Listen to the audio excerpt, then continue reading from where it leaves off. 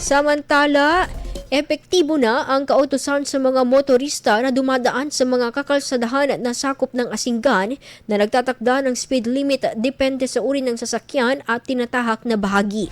Para sa mga pampasaherong kotse, motorsiklo, bus at truck na mapapadaan sa mga kalsada na may unting trapiko, 30 km per hour ang pinapayagang patakbo habang 20 km per hour naman kapag dumadaan sa mga matataong lugar, intersections, school zones at iba pang itinuturing na blind corners.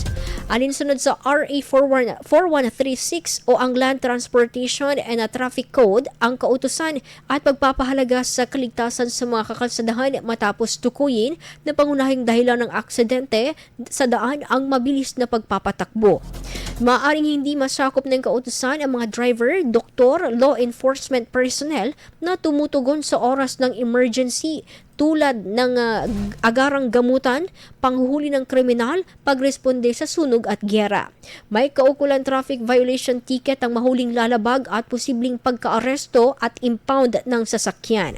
Para sa implementasyon, pinaigting ang koordinasyon ng kapulisan, Public Order and Safety Group at iba pang ahensya na bubuo sa Local Transport Route Planning Council.